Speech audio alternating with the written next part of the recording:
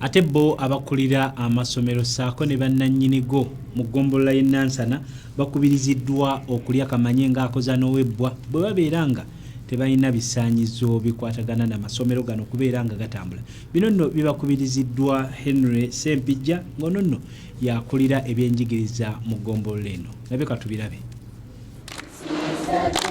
Atwala ebyenjigiriza mu munisipaali y'e Nansana Lwasa Henry Sempijja ategeezezza nga munisipaali eno bw'erimu amasomero agatatuukana na mutindo ekiviiriddeko ebyenjigiriza okukona.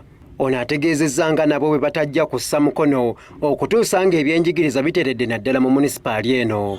Waliyo of course wali amasomero ge tulina nga tegannaba kubeera licensed oba registered.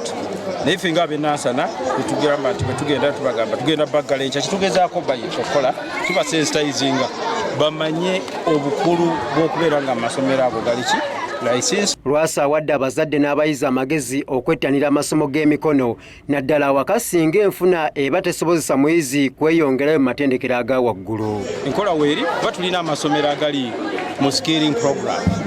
Naye kyanaku nti abantu baffe bangi ebintu bino ebya skilling program tebabitutte nnyo seriously. So njagala okukubiriza abazadde n'abayizi.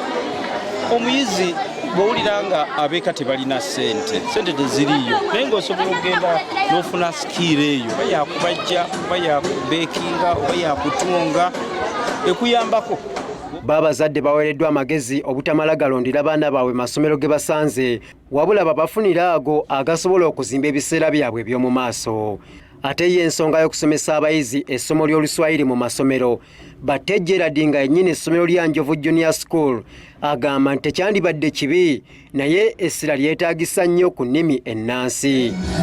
Naye nze nganze omuntu ne musajja muganda njagala nnyo olulimi lwange era kyova olaba njagala nnyo ekika kyange ate nga mu kika ekyo ndi mukulu wa lunyiriri.